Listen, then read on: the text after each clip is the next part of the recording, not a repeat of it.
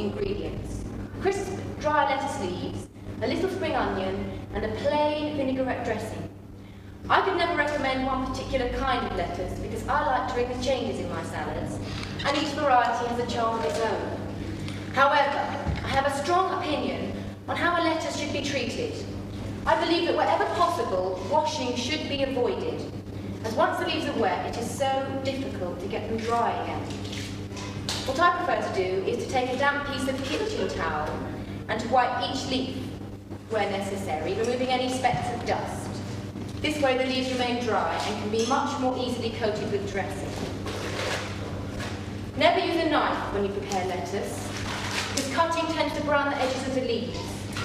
Breaking the leaves too soon can cause them to go limp quickly, so leave them whole until you are ready to serve the salad, even then using your hands rather than a knife. Well, the vinaigrette dressing. Let me say straight away that individual tastes differ. Sometimes a sharper taste is what's required, sometimes a milder one. However, I usually stick to the old saying: a counsellor with the salt, a miser with the vinegar, and a spendthrift with the oil. I like to start with a pestle and mortar. First of all, crush rock salt to a powder, and then add the peeled clove of garlic, which you pound together with the salt. This immediately brings out its juices and turns it into a smooth paste. You have to really give it a hard grind. And next, add the mustard, just a teaspoonful. And as a very nice alternative to vinegar, I like to use the juice of a lemon. I always think fresh lemon is best. Just simply squeeze it in with a fork. And it smells really wonderful. And then add some freshly milled pepper, and finally some olive oil. And I am using extra virgin olive oil, and I hope that you will do the same. So once it's all in the pestle and water, just give it a little stir, and then add everything into a screw-top jar, because that way you can shake it up really vigorously to get it extra well blended. When making a green salad, we can learn from the French, because they dress their salads with a lot of care, and care is the operative word. The tradition at 18th century French dinner parties was for the salad to be dressed at the table by the hands of the most beautiful lady present. And therein lies the secret of the well-dressed salad, not looks, but hands. I am convinced this is the only way to dress a leafy green salad really well. So a few points to remember. Always use a roomy bowl with plenty of space to toss the salad, and sprinkle in the dressing just a little at a time. Never pour it so that one leaf gets totally drenched, and then toss it gently and carefully with your hands so that all the leaves are evenly coated, but never soggy. Use only enough dressing to achieve this. If you find that you have pools at the bottom of your bowl, which I have not, you have failed. Now I'm going to try a little bit here. That really is delicious. And nutritious too.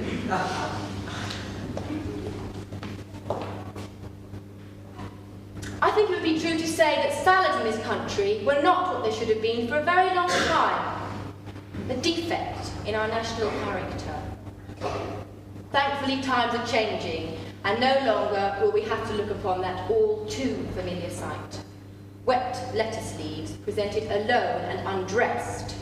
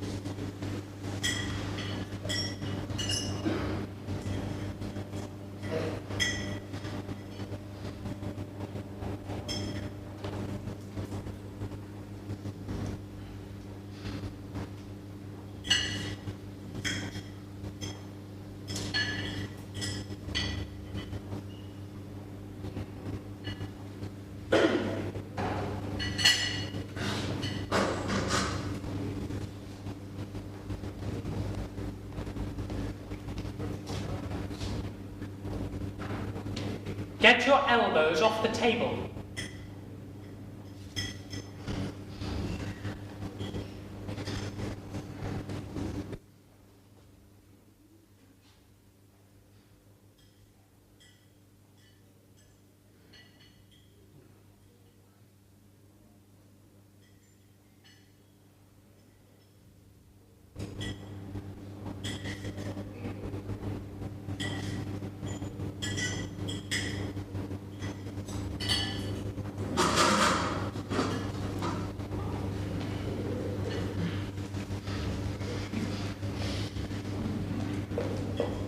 Don't bite your fork.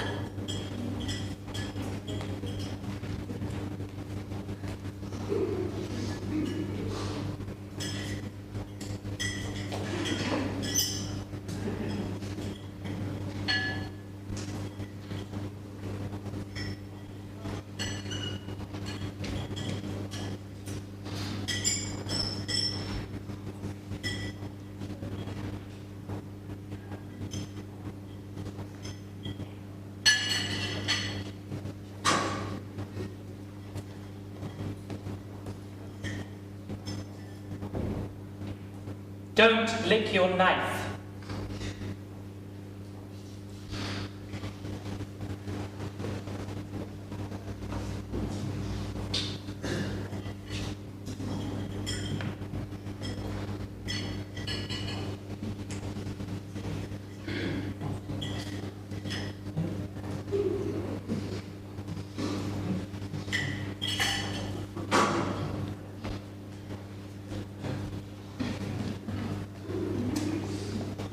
Don't play with your food.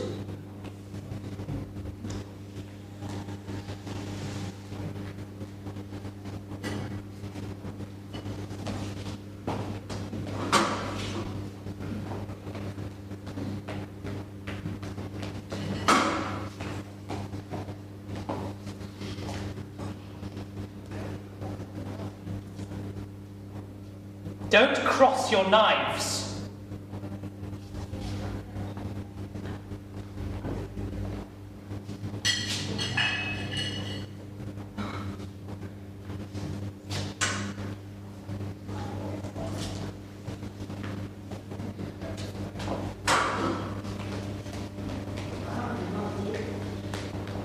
Mustard and mutton are sign of a glutton.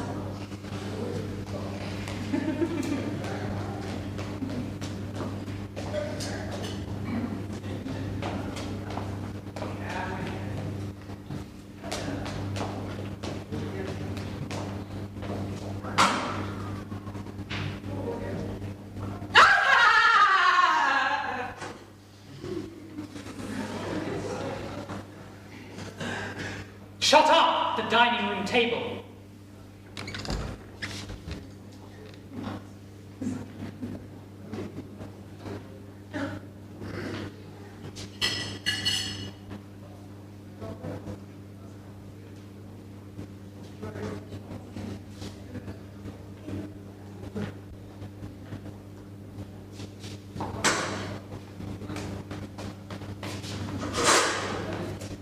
Eat it. It's good for you.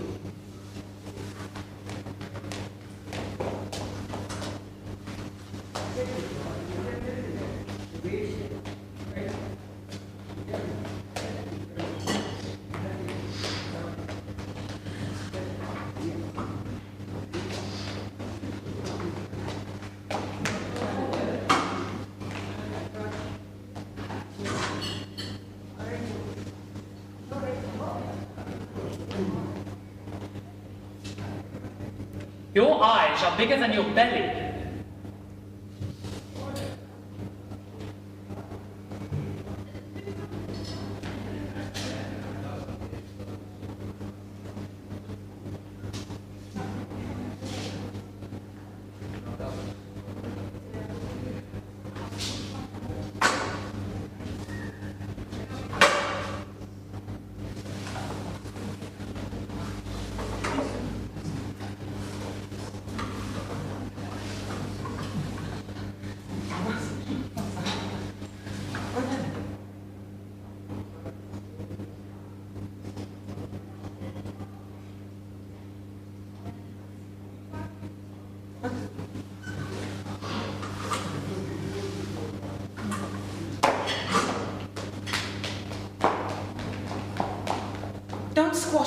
your plate.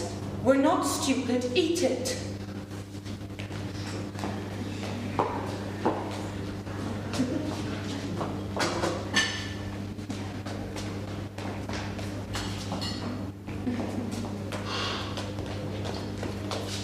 Don't suck your teeth.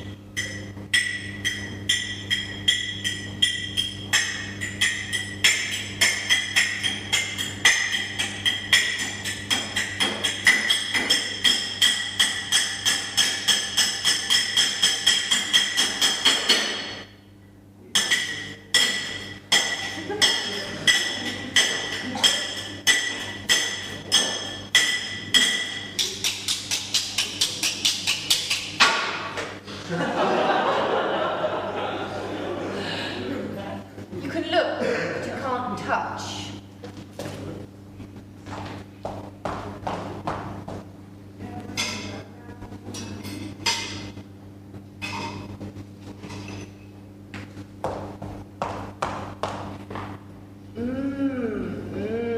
Seafood platter.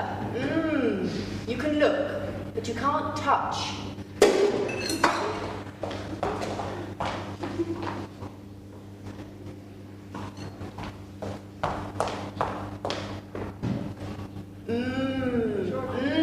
Soup of the day. Seafood platter. You can look, but you can't touch.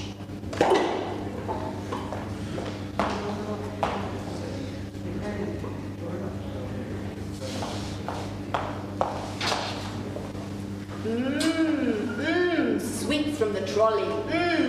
Soup of the day. Seafood platter. You can look, but you can't touch.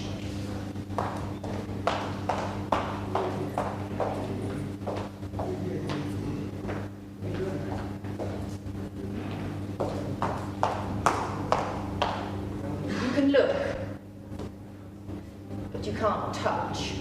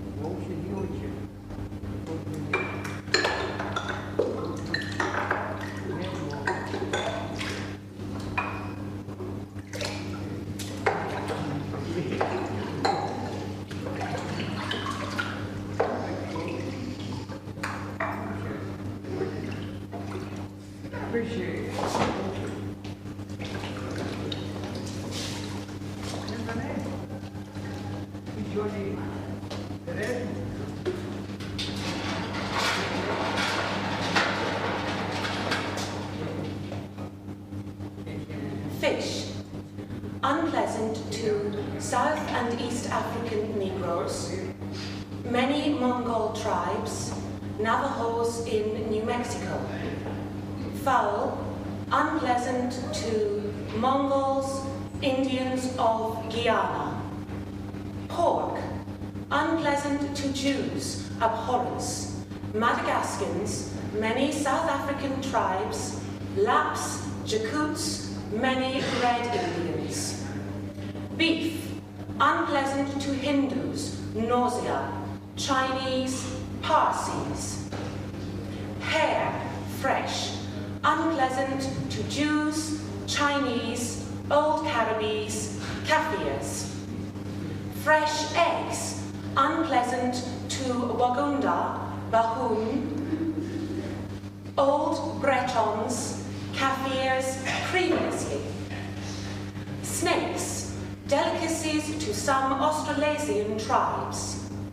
Maggots, delicacies to other Australasian tribes.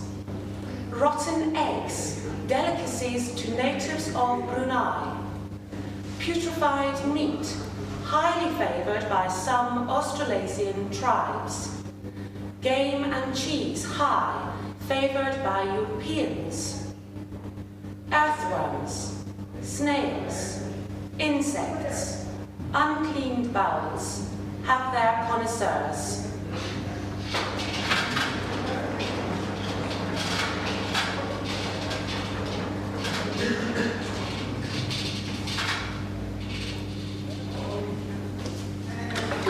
Thank you very much. That was lovely.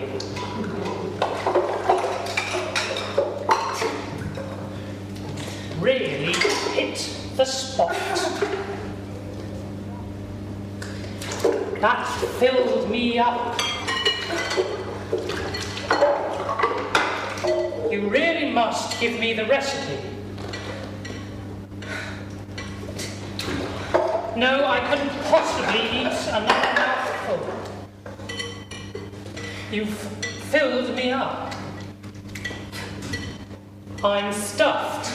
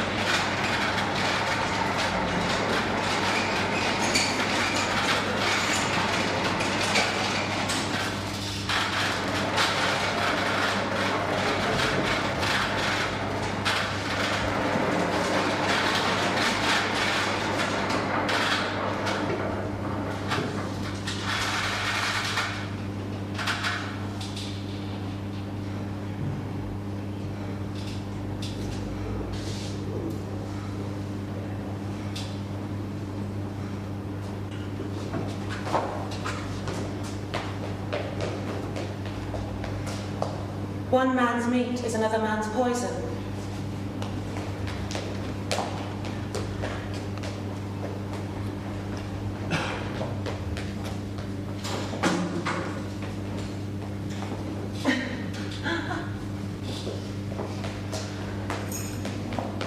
A full gut supports moral precepts.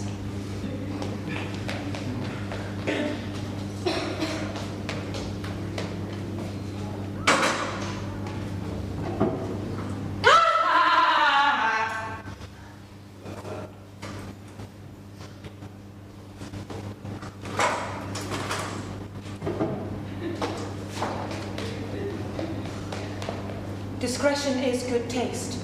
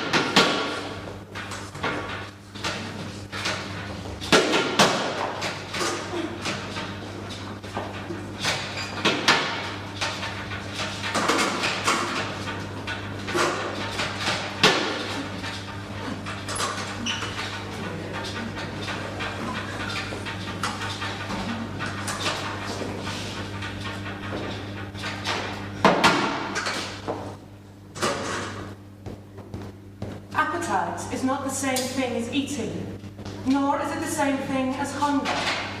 Hunger is a body drive, which recurs at reasonably regular intervals in most human beings. Appetite, on the other hand, is a thought, an inclination.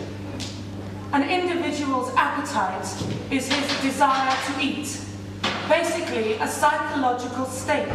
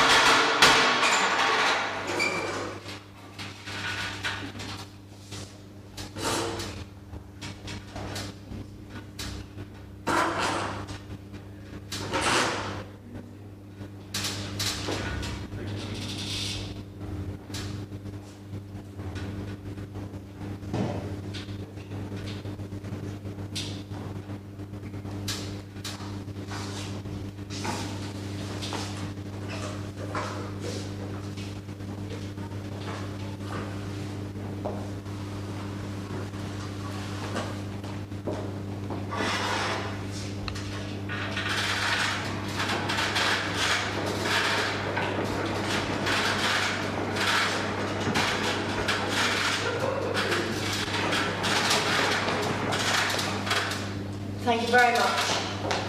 That was delicious. That hit the spot.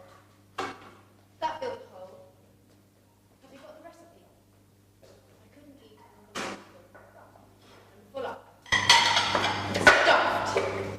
Thank you very much. That was delicious. That filled the hole. That hit the spot. Have you got the recipe? I couldn't eat another mouthful. Full up.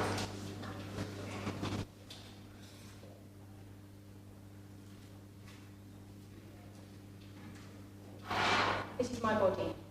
Take this in remembrance of me. This is my body. Take this in remembrance of me. This is my body. Take this in remembrance of me. This is my body. Take this in remembrance of me. This is my body. Take this. This. This.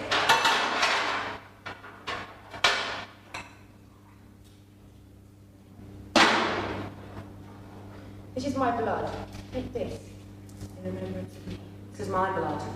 Take this in remembrance of me. This is my blood. Take this in remembrance of me. This is my blood. Take this in remembrance of me. This is my blood. Take this. Thank you very much. That was delicious. That hit the spot. That filled the hole. Have you got the recipe? I couldn't eat another mouthful. Full up.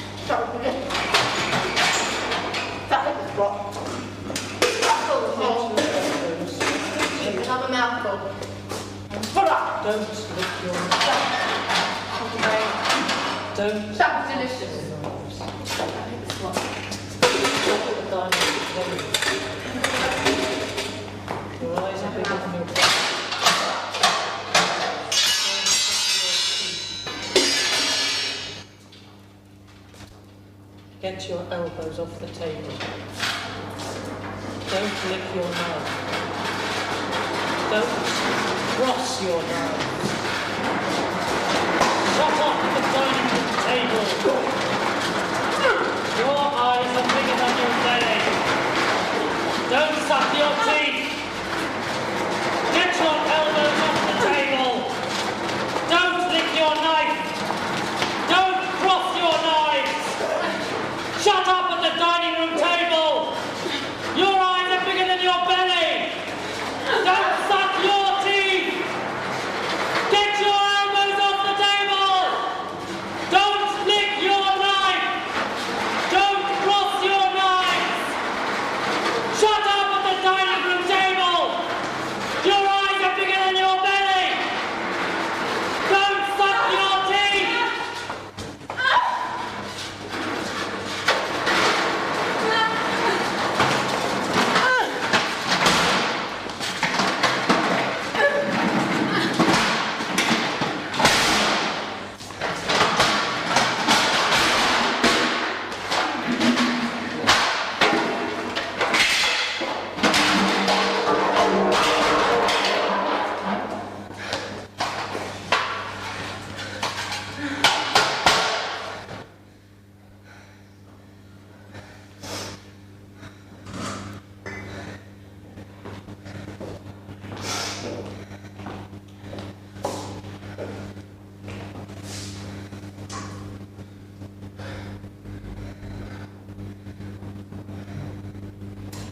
Host.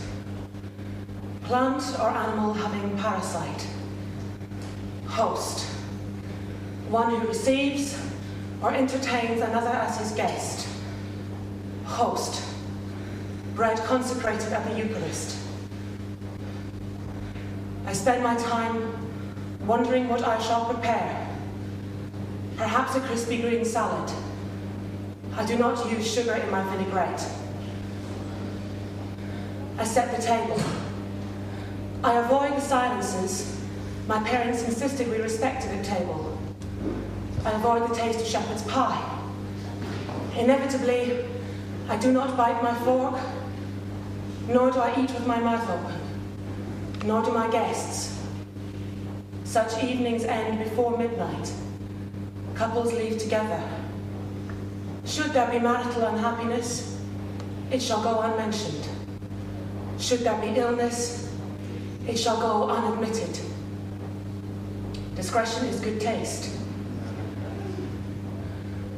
I have a nightmare that my life is being determined by things outside my control.